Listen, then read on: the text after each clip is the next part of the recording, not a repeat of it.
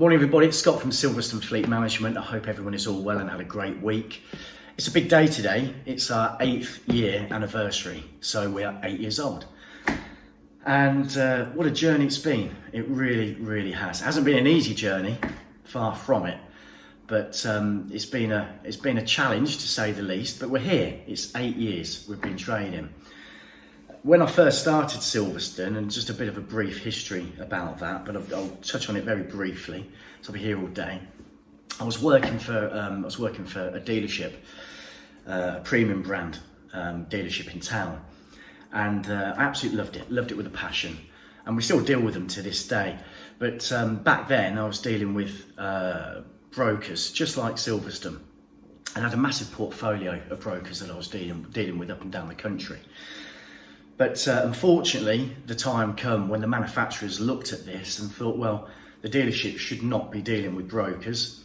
They didn't really understand about what we do back then, because there was a couple of other companies like Jam Jar. Apologies if you're still running, I'm not too sure. But Jam Jar used to buy vehicles for 14 to 15 to 18% discount off of dealerships, and then resell for 10% and then keep the margin. So that was really bad business, because that sort of devalues the brand, and unfortunately the brokers got a bad name for that. Brokers in terms of credit brokers like what we do. So they pulled the plug, and at that particular time I had a portfolio of roughly about sort of 8 to 10 brokers that I was dealing with on a day-to-day basis. So at that time they pulled the plug, and yeah, I was sort of left with no brokers to deal with, and I was challenged then to go out locally and to drum up business. Well, the issue there is that trying to drum up business with one brand was very difficult, because a lot of companies that I was dealing with on a day-to-day basis used to say, look, I love the brand, I love the car, and I love the brand that you've supplied me for the past 5 to 6 years, but I want to change. Can you help? And at that particular point I couldn't, because I was just stuck with one brand. So there was a lot of frustrations and a lot of changes as well within the dealership I was working at the time. So I was in a bit of a dark place, to say the least. So I didn't really know what to do. Well, my sister, she runs a company in Northampton, a filter company, and there was a position within that business to become a local business development manager doing environmental management, which was completely like a bipolar sort of thing compared to what I was doing. But I fancied the challenge. I was getting a bit tired, a bit tired of the motor trade, because I was in it for a long time. I've been in the trade since I was 19. I'm 42 now. I know I don't look it. That's the moisturiser and the gym. But no, I just wanted a change. So I joined my sister's company, did environmental management on the 1st of March. So it's the 1st of March 2012. So it was all going well. I had the leave and do at my old place, all going really well. And then, so I started on the Monday, and I remember it clearly, because on that Monday I did have a lot of cars going out of the dealership and I wasn't there. So I did feel a little bit guilty about that. But anyway, so I started the environmental management project to find that the account that I was going to be looking after, unfortunately, didn't happen. So there was actually no accounts to look after. So I was in a little bit of a quandary of exactly what to do. So sort of sat down, and I had a couple of choices. I could either go back to what I was doing previously, but the problem is that 2 days prior we had the leave and do, and I couldn't really sort of go back a few days later and say, oh, I'm really sorry, but I've cocked up here, come and take me back. And I always believe that if you do something and you move forward, that chapter is then closed, and you just you just go forward and just see what happens. And at this particular point I thought, well, what on earth do I do? So the only thing I really did know about was brokers, how brokers worked, and also the brokers that I was dealing with, I could see that there's a few cracks in what they were doing and things that I could do differently compared to them. So I thought, well, let's try that. So my sister, Stacey, she gave me an office, a small office, which thankfully I didn't have to pay anything for, on the pretense that I looked after her fleet of cars. So that was our very first customer, in essence. So that's how it all began. So I started Silverstone. The name came about because we're based in Northampton, Silverstone being the track, it fitted extremely well.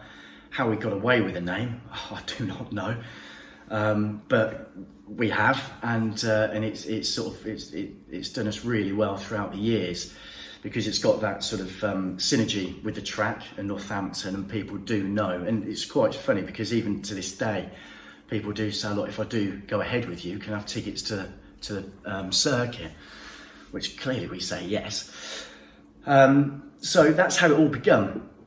So, and it was difficult. It was difficult back then because I had a mortgage. You know, I was seeing my wife at the time. Well, she wasn't my wife back then, but I was seeing my wife, and it was hard. It was extremely difficult. So I just started a business. And it was just myself, and it was extremely difficult. You know, putting all the hours in, getting up extremely early, which I still do to this day. But I was working till 9, 10, 11 o'clock, and it would never switch off because I wanted to build something, and I didn't know what I was building at first. It was a very sort of, how can I explain it? It was something that I knew what we could achieve, but I just needed to give it a go. And a lot of people said it's not going to work. There's no way on this planet what you're trying to do will work. You won't get the funders, our finance partners. They won't even give you a look in because you just started, it's just you, and it's not going to happen. Well, for me, that was the motivation. That was the motivation. If someone says I can't do anything, I promise you now, I'll do it. And that was the motivation. Absolutely just wanted to smash it and to say to those people, look, this is what I've done and this is what I've achieved. So it all started in the first couple of months, very, it was very difficult, very hard. You know, trying to get businesses to come on board with us, but once again, we've just started. The company incorporated a few days later, and that once again, that was all new to me. I don't know how to start a business. I don't know what to do back then. It was very difficult, you know, to say the least. But I did realise that I was crap at admin. You tend to find that a lot of salespeople are. So I needed to get someone on board with administration, and I was interviewing for the first time. So I interviewed numerous people, and then this one particular lady came to the interview, and it was Abby. Abby sort of sat there, and she was working at Sports Direct at the time, and it was an apprenticeship scheme through starting off a local recruitment company in Northampton.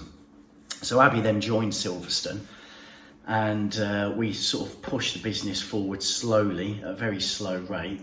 And actually today, Abby's still with me today, and that's sort of 8 years on. So there's been a lot of hurdles to say the least. We've gone in various different directions within the business. But what I found is that starting a business, you just have to do it so slowly, just one step, one building block at a time. And I know this because I rushed in. So if I sort of propelled this story for a couple of years later, I had a team of around 10 people. Cash flow is extremely tight. And I thought, well, how can we sort of move forward? What do we need to do? We didn't have any funders at the time, funding partners. And it was tough. It really was tough. So we decided to start a used car operation as well on the side of literally running alongside Silverstone Fleet Management. And the used cars, the idea was all these used cars.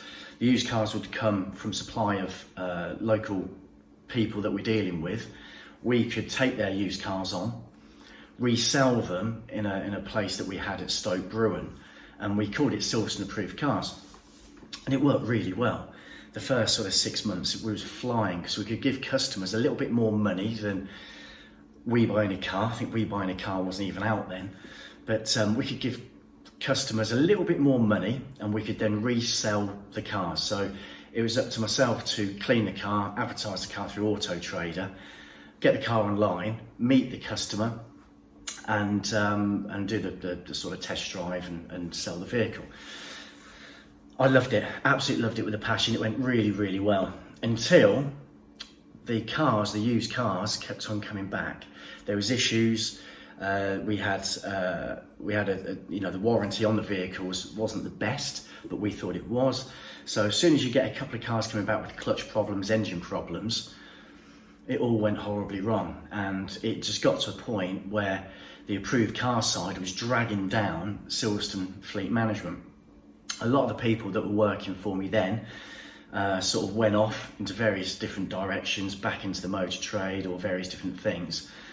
So and that was a very dark time, because we then changed accountants, and I use a lady now called Aileen, which is she's an absolute godsend. And I sat down one particular day and she said, right, I'll give it to you black and white. She's Irish, so there's no pissing about with her, because she'll just say it to me black and white. She just said, look, you've got 3 months. If you don't stop the approved car side, the company will go. Well, that was an absolutely bit of a shock. It was a culture shock to me, because I thought, well, I've got, at that particular time, I had 5 people that were working for me. And any business owner that's listening to this, if you've got this far, it's 11 minutes in, you'll know that that is your main priority, the team that you've got, because not only is it your own well-being, but you're constantly thinking about everyone else's well-being around you. And to let people go is the hardest thing, and I certainly didn't want to do that. So we stopped it. We stopped the approved car side. And then the main focus then was on Silverstone Fleet Management. So we stopped it. We literally chucked the keys back to the landlord, and we focused then back onto the Silverstone side.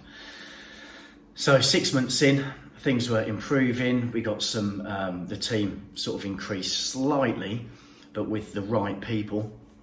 And then we just pushed the business forward very slowly once again. So as the years progressed, the business was getting a lot better. We was doing a lot of good things. Processes were very tight. And my eye certainly wasn't off the ball, because I must admit, with the approved car side, the main focus was on that. And once again, I tend to find personally, if you've got too many plates spinning, one of the plates will certainly fall. So it was a struggle. That was a real struggle back then. So the focus was on the Silverstone side, and then as the years progressed, we then started to get some funding partners on board. And now to this day, we've got some of the top finance providers on board with us as partners, and that certainly does help. And we've got some credibility now within the town. So I have been told by a good friend of mine. But we sort of blinkered really, because we do a lot of these videos and we do what we do day in, day out.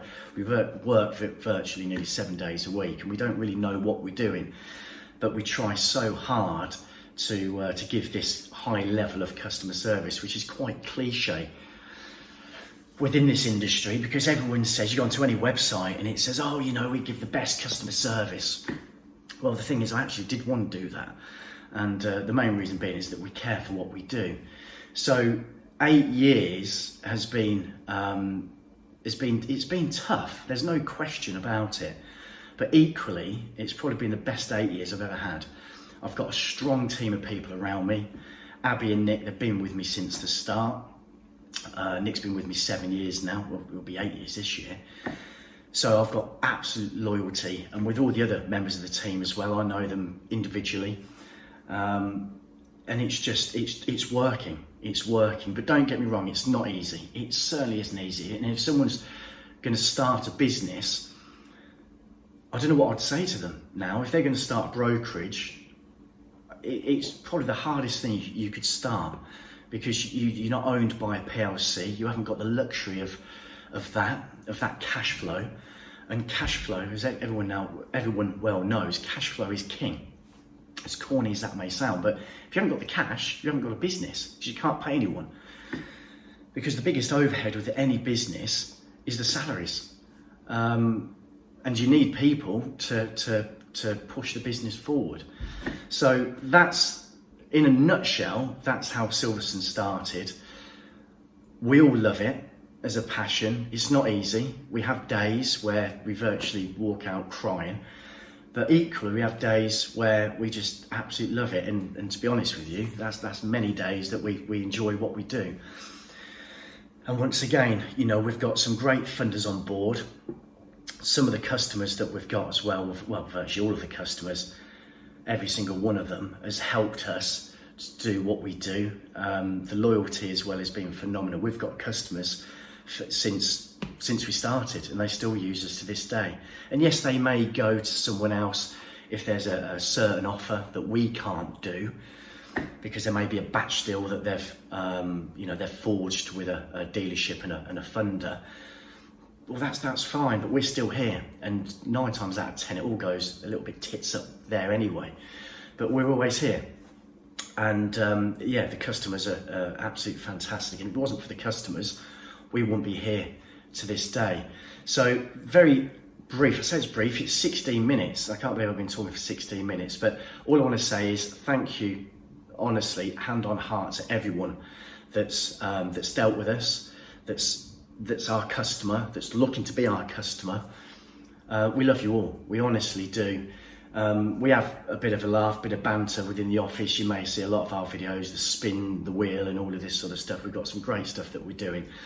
But it's 8 years. 8 years we have been trading, and it's been a journey. It's been an absolute journey. And once again, we moved, just very quickly as well, we moved here to Preston Deanery, and that's changed a lot of the dynamics of what we do. We can now have customer meetings and funder meetings here, especially with our new office, as you can see here at the back, which I've explained before.